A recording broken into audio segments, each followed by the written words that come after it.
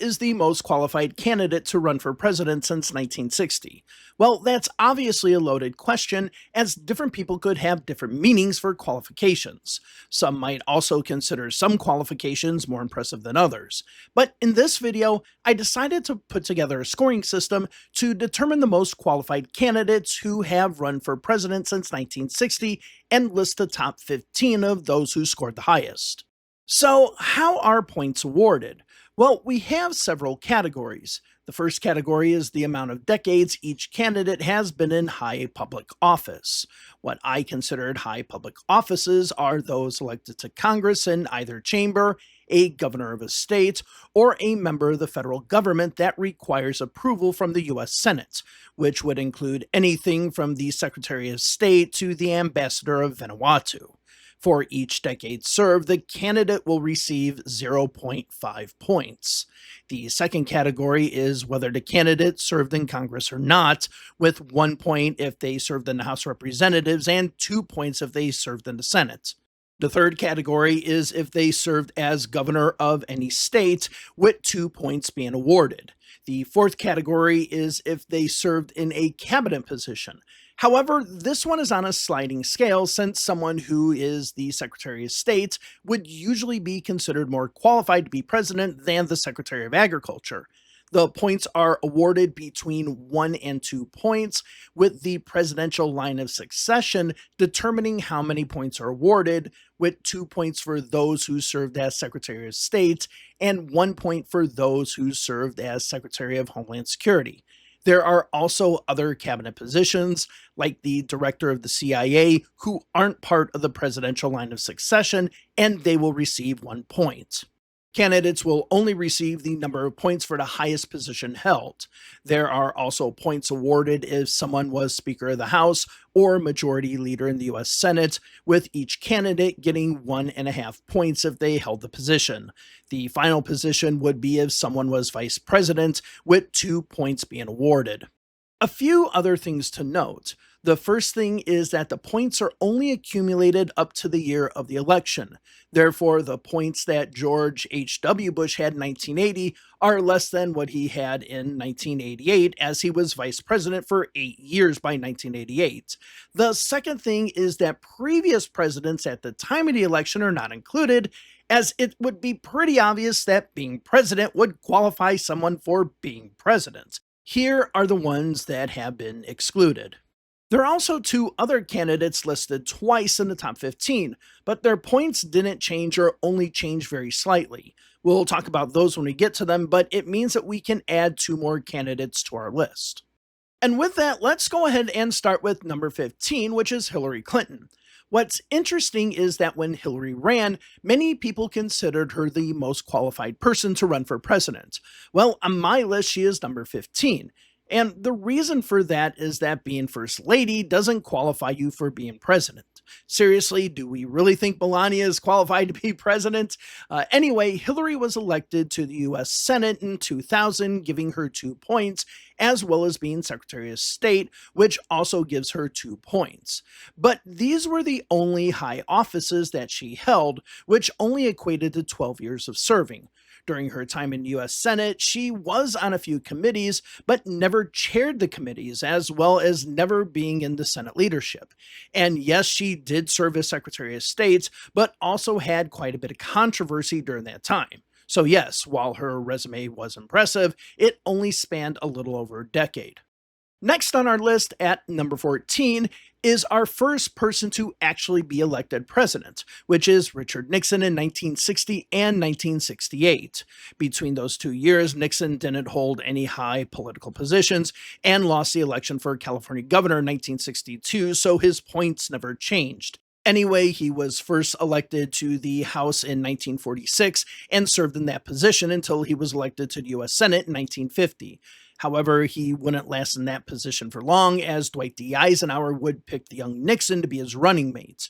After serving 8 years as vice president, he lost to John F. Kennedy in one of the closest elections in presidential history, at least according to the popular votes. And while I already mentioned that Nixon lost the gubernatorial race in 1962, Had Nixon actually won that election and then go on to win the presidency, he would have actually been the most qualified person on this list, and substantially so. As far as Nixon's points, he served 14 years in high office, with 2 points for being a U.S. Senator and 2 points for being vice president. Number 13 on the list is another person who would eventually be elected president, and that's George Herbert Walker Bush in 1988. Bush did hold a number of positions during his years before he was vice president, but he didn't hold them for long, which is what hurts him on this list. Before he was a two-term vice president under Ronald Reagan, he was the U.S. ambassador to the United Nations for less than 2 years, chief liaison to China for a little over a year, director of the CIA for a little under a year, and a member of Congress from Texas's 7th Congressional District between 1967 and 1971. So yes, he did hold a number of offices, but only being in Congress the longest, and that was only for 4 years. In fact, the amount of time he spent as vice president was actually longer than the time he spent in those other positions. As far as his score, he was in high office for 15 years, and he gets 1 point for being a member of Congress, as well as 1 point for either the CIA director or the U.S. ambassador to the UN. Add 2 more points for being vice president, and Bush ends up with 4.75 points. Now, before we continue, please remember to like the video and subscribe to the channel, as it really helps this channel out in the YouTube algorithm. If you would like to help the channel out more, you can become a member of my Patreon, which is linked down in the description. I want to thank all of my Patreon members who make this channel possible. And with that, back to the rankings. Now, we will skip to number 9 because we have 4 candidates tied at 4.8 points each. The first one that we'll talk about is Pete Wilson, who did have a long political career, which eventually led to him deciding to run for president in 1996. He was first elected to the California State Assembly in 1966 and served only 4 years there before becoming the mayor of San Diego, at the time one of the hotbeds of the new Reagan-style conservative movement. Wilson then decided to run for U.S. Senator from California in 1982 against Jerry Brown, the incumbent governor at the time. While Wilson was a fiscal conservative, he didn't completely follow Reagan when it came to social conservatism, as he was a strong supporter of civil and gay rights, as well as being pro-choice. That was enough for him to defeat Jerry Brown in 1982 and then go on to defeat Leo McCarthy for re-election in 1988. However, he didn't stay long for a second term, as incumbent Governor George Deukmejian didn't seek re-election, though he could have at the time. In his first election as governor, he fought off a strong challenge from former mayor of San Diego, Dianne Feinstein, in 1990, and easily defeated Jerry Brown's sister, Kathleen, in 1994. Now, I don't know, but put down in the comments below if a father, son, and a daughter had ever run for the same statewide office before, because I can't think of any. Anyway, Wilson became a controversial figure during both his terms as governor, which I talk about in this video here. Wilson spent 16 years in higher office and is our first candidate to have served both in the U.S. Senate and as governor of a state, giving him a total of 4.8 points. Now, I've always thought that Pete Wilson looked like the love child of George H.W. Bush and Dan Quayle, who is next on our list and ran for president in 2000 after serving as Bush's vice president. Prior to being elected to the House of Representatives in 1976, Quayle had been involved with his family's publishing company that included the Arizona Republic and the Indianapolis Star newspapers. When Quayle ran for Congress in 1976 in Indiana's 4th Congressional District, he defeated Democratic incumbent J. Edward Rauch by nearly 10%, which was quite impressive considering that we were still in the era where Republicans were still suffering the Watergate scandal. After winning re-election to the House, which he did by over 30% this time, he ran for the U.S. Senate in Indiana in 1980, taking on incumbent Senator Birch Bayh. Not only had the country become more conservative during this time, but Bayh was becoming more liberal. Quayle beat Bayh by 7.5%. Quayle would easily win re-election to the U.S. Senate before being chosen as Bush's running mate in 1988, which was a shock to many in the political world.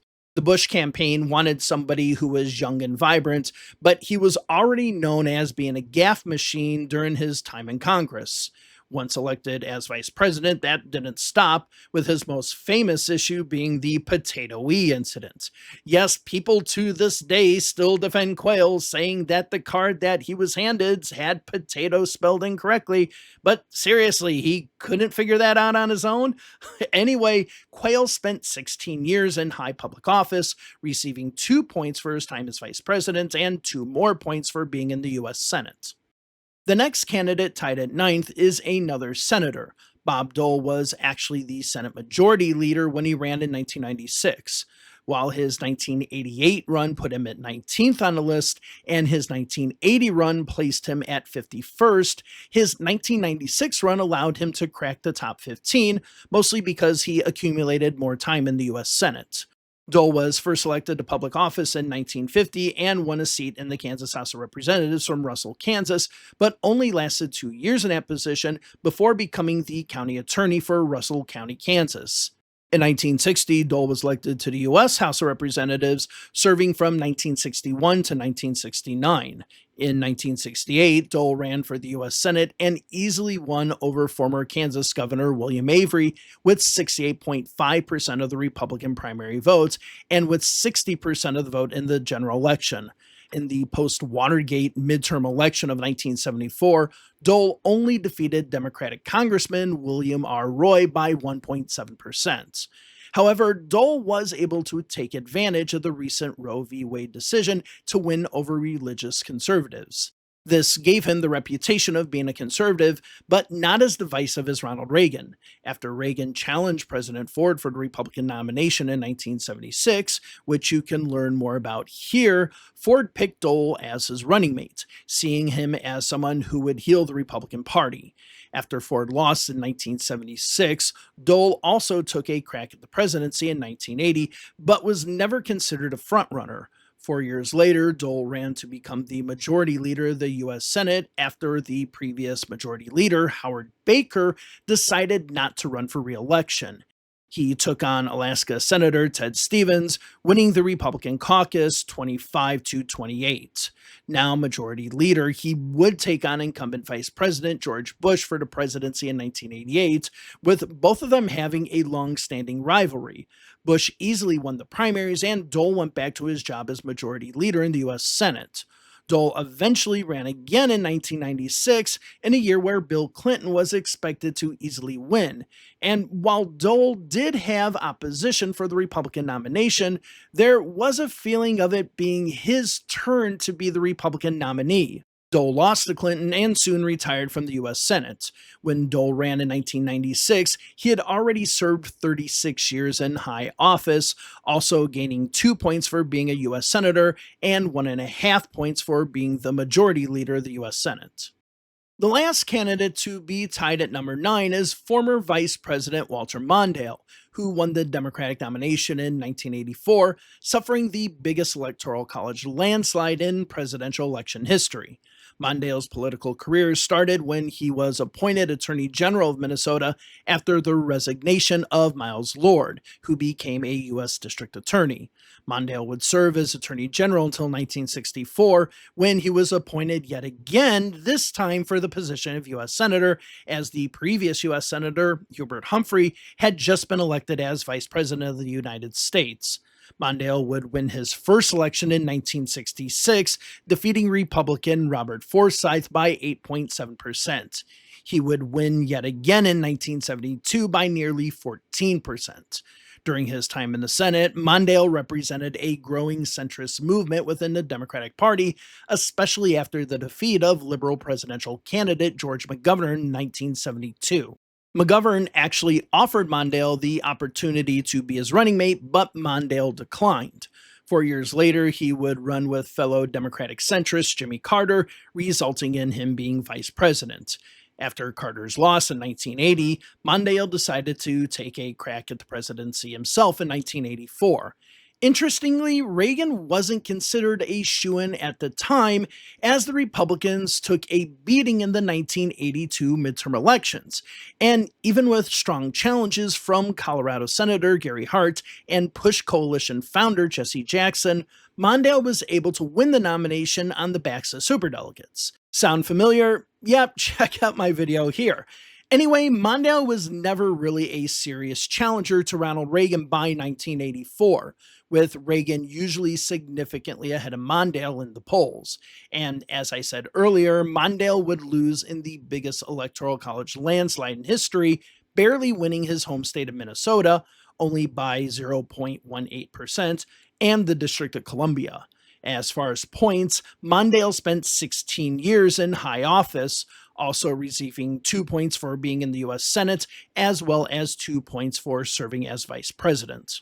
Number 8 on our list is another person who was a Democratic senator who ran for vice president, but wasn't as lucky as Mondale, and that was Edmund Muskie, who ran for president in 1972. Muskie started his political career in the Maine House of Representatives, being elected in 1946 and serving in that position until 1951. 4 years later, he ran to be the governor of Maine, easily defeating the incumbent governor, Burton Cross, by 9%. As with Mondale, Muskie ran as a more centrist Democrat, as Maine was still a strong Republican state. Remember, Maine and Vermont were the only two states that didn't vote for Franklin Roosevelt. But even though he had been more centrist, he was one of the first candidates to stress the importance of protecting the environment, especially since it was vital for Maine's economy. In fact, it was Muskie's tenure as governor which started to see the Democrats perform well in the state. After his second term as governor, Muskie decided to run for the U.S. Senate, taking on incumbent Republican Senator Frederick Payne. Muskie easily defeated Payne by over 20%. He would easily win re-election in 1966. 2 years later, Vice President and Democratic nominee for President Hubert Humphrey picked Muskie as his running mate. After the ticket loss, Muskie returned to the U.S. Senate, though over the last few years had been drifting more to the left, especially when it came to the Vietnam War. He easily won re-election in 1970 and was considered the frontrunner for the Democratic nomination for president in 1972. Knowing that Muskie was going to be the toughest challenger to Nixon, Nixon's campaign to re-elect started their rat-fucking campaign against Muskie. The Republicans knew that if the neighboring Mainer couldn't dominate the first primary in New Hampshire, he would probably not win the Democratic nomination. 2 members of the committee to re-elect Nixon, Donald Segretti and Ken Clausen, wrote up what would be known as the Canuck Letter, an editorial letter to the Manchester Union leader, which said that Muskie had called Franco-Americans Canucks, which was considered a derogatory term at the time. The paper also published an article about Muskie's wife, which treated her quite disrespectfully. While there is no evidence that the paper's publisher, William Loeb, knew that this was from the Nixon campaign, he was a staunch conservative, even speaking at the White Citizens Council that same year. When Muskie responded to the attacks during a cold, snowy day in front of the Manchester Union leader headquarters, conservative reporters like David Broder said that Muskie broke down 3 times and cried. The conservative media ran with this narrative, and it's always been a topic of debate as to whether Muskie actually cried. 2 months later, he would suspend his campaign. So if we are looking at our points, Muskie had spent 18 years in high office, with 2 points for being a U.S. Senator and 2 more points for being governor of Maine.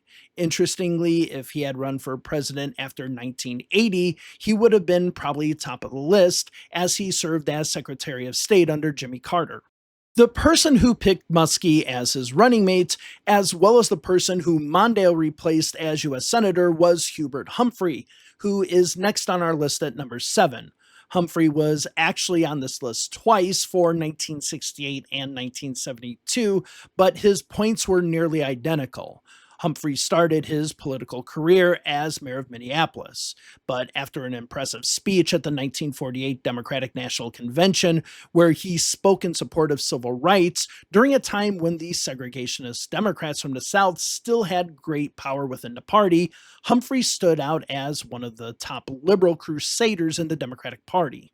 The same year that he gave his convention speech, he ran for the U.S. Senate in Minnesota, humiliating incumbent Senator Joseph Ball by winning by over 20%. In the Senate, he became one of the most well known progressives, especially during a time when Republicans took the lead on civil rights.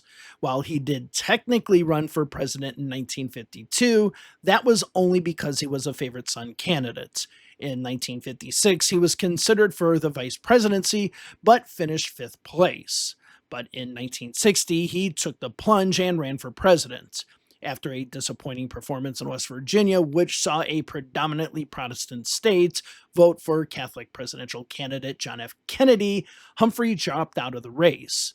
But after Kennedy's assassination, and now with Lyndon Johnson serving as president, Hubert Humphrey was the perfect match for Johnson's Great Society programs. Humphrey was appointed vice president and then elected with Johnson in 1964. Of course, Humphrey would become the nominee for the Democrats in 1968, losing in a close battle against Richard Nixon and George Wallace. Humphrey would again return to the U.S. Senate, replacing his Democratic challenger for the nomination in 1968, Eugene McCarthy. He would run for president yet again in 1972, but lost to eventual nominee George McGovern. While Humphrey would win more votes than McGovern, McGovern won more delegates. At the time of his 1972 run, Humphrey had spent 22 years in high office, receiving 2 points for being a U.S. Senator and 2 points for being vice president. Up until now, the names had been somewhat predictable. With the exception of Pete Wilson, every candidate had either been the presidential or vice presidential nominee for their party. But the top 6 remaining candidates, half of them didn't even make it that far. With that, number 6 on our list is Ernest Fritz Hollings of South Carolina, who ran for president in 1984 against Walter Mondale. Hollings would go on to have a long political career. He was first elected to the South Carolina House of Representatives, elected in 1948, and served there until 1954. From there, he would be elected Lieutenant Governor of South Carolina, replacing newly elected Governor George Timmerman. In 1958, Hollings would easily be elected as governor of South Carolina. During his time as governor, it could be said that he was a moderate, at least for the South. He wouldn't be considered one of the Southern progressives like Florida Governor Leroy Collins, but one that didn't really rock the boat.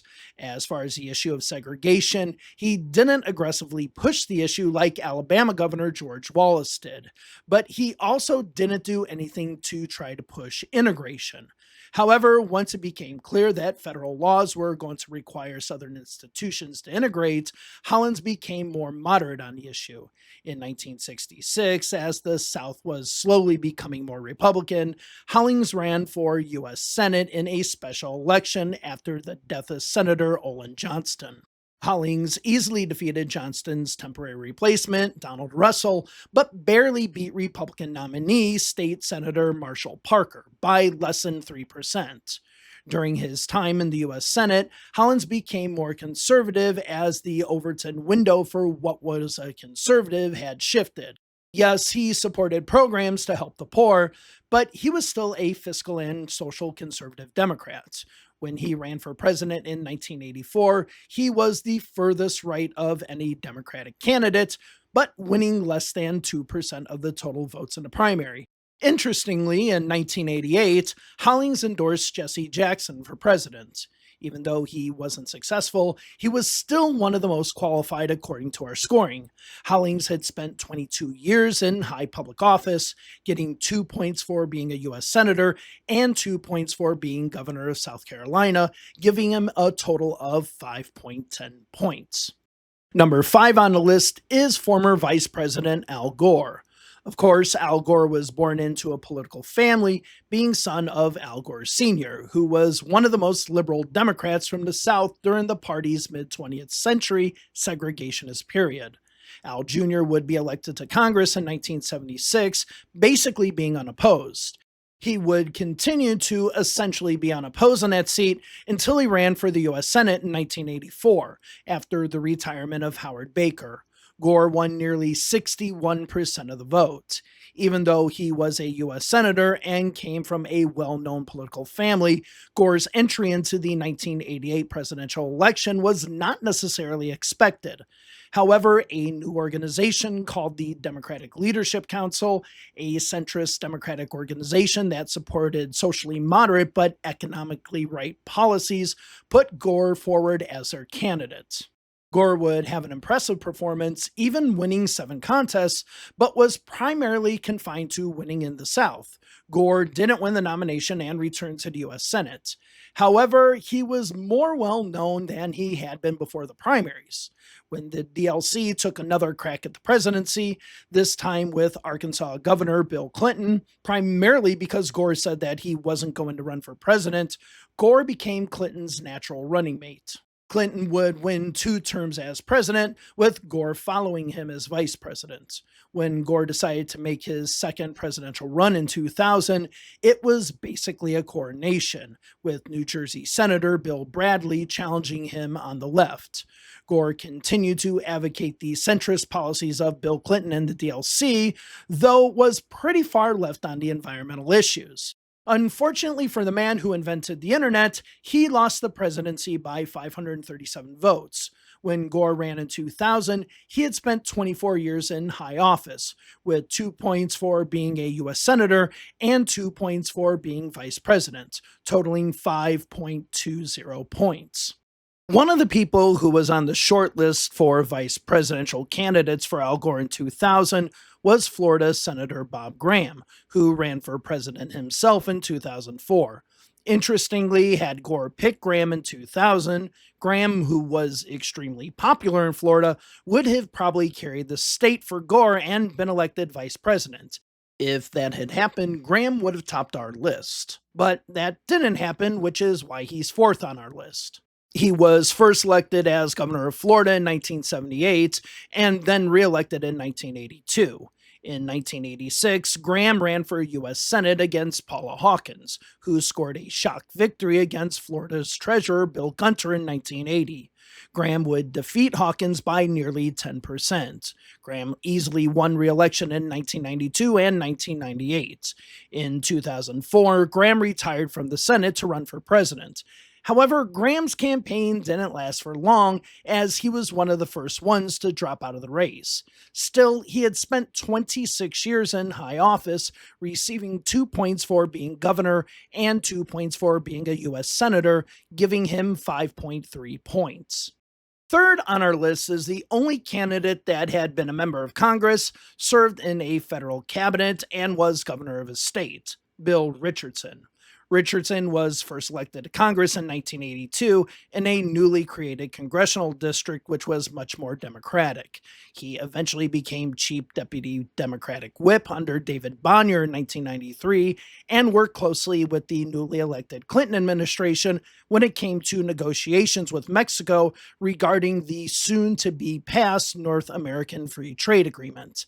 This foreign policy experience led to him being appointed as the U.S. ambassador to the United Nations. He would only serve in that position for a little over a year before being appointed Secretary of Energy in 1988. He would remain in that position until the end of the Clinton presidency. A year and a half later, he announced that he was running for governor of New Mexico. He would easily be elected as New Mexico's governor, winning by over 16%. His re-election in 2006 was even easier, winning by over 37%. Just a few weeks after his re-election, he formed an exploratory committee for president, formally announcing that he was running on May 21st, 2007. However, while easily being the most qualified candidate to run in the primary, he would drop out on January 10, 2008, and eventually endorse Barack Obama, who was, according to our scoring, the least qualified candidate to run for either party in 2008. However, he is probably known more now for being named in the Epstein files, that's Richardson that is, than his political accomplishments. As far as Richardson's points, he spent 24 years in high public office, receiving 2 points for being governor, 1.21 points for being Secretary of Energy, and 1 point for being a member of the House of Representatives, totaling 5.41 points. Now we've come to our thumbnail, and yes, I'm just as surprised as you probably are now when you saw that Mike Pence was second on this list. But when you look at it, it makes perfect sense. Pence took a crack at Congress in 1988, which he eventually lost, but became a conservative radio talk show host afterwards. Pence built his reputation during this time, eventually deciding to run for Congress in 2000, winning in a safe Republican seat. After 12 years in Congress, Pence ran for governor of Indiana, passing up a chance to run for the U.S. Senate. He would run against Democrat John Gregg, the former Speaker of the Indiana House. The race was extremely close, with Pence winning by less than 3%, with neither candidate winning a majority of the votes. Pence was poised to run yet again for governor, though his approval ratings were down in the mid-40s. Since his opponent was going to be John Gregg yet again, many assumed that Pence would lose re-election. But Pence didn't have to worry about that because Donald Trump picked Pence as his vice presidential candidate. The ticket won, and Pence became the vice president. In 2024, Pence declared that he was going to run for president, which didn't last long because, remember, Trump supporters wanted to hang Mike Pence on January 6, 2021. Still, Pence is second on this list. He spent 20 years in high office, receiving 2 points for being vice president and another 2 points for being governor of Indiana. He receives 1 point for being a member of the House of Representatives, giving him a total of 6 points. Now we've come to the most qualified candidate for president, and for many of you, it might not be a surprise. That is former President Joe Biden. Now, I will admit Biden does score a lot of points because he had spent 44 years in high office by the time he made his announcement to run in 2020. And if we look at his 2008 run, he ranks 29th, with his 1988 run ranking him 63rd. Still, years of experience in the U.S. Senate and being vice president does matter. When Biden ran for the U.S. Senate for the first time in 1972, he was a member of the New Castle County Council. Biden narrowly defeated incumbent Senator J. Quayle Boggs by a little over 1%. In subsequent elections, until he became vice president, he never had a serious challenger. Still, in 1987, Biden became chair of the Senate Judiciary Committee, with the hearings regarding the nomination of Robert Bork to the U.S. Supreme Court, making him a familiar face, especially since cable networks like C-SPAN and CNN were covering the hearings nonstop. This popularity would lead to Biden entering the presidential race in 1988, but that quickly ended when it was found that he had plagiarized a speech by Labor Party leader Niall Kinnock. Regardless, he continued his work in the U.S. Senate, eventually chairing the Senate Committee on Foreign Relations. Like Bob Graham on the Intelligence Committee, the issues of 9/11 and the Iraq War, as well as the issue of continued action in Afghanistan, put Biden yet again in the national spotlight. He ran again for president in 2008, but that didn't go far, eventually dropping out and being Barack Obama's running mate and in turn vice president. Of course, he served as vice president for 8 years, but didn't run right away. Instead, after Hillary Clinton's loss, Biden jumped into the 2020 presidential race, defeating incumbent President Donald Trump. As far as Biden's score, he spent 44 years in high office, receiving 2 points for serving in the U.S. Senate, as well as 2 points for his 2 terms as vice president, giving him the highest score at 6.20 points. And with that, we've come to the end of our list. If you want to see the full list, there is a link down in the description below.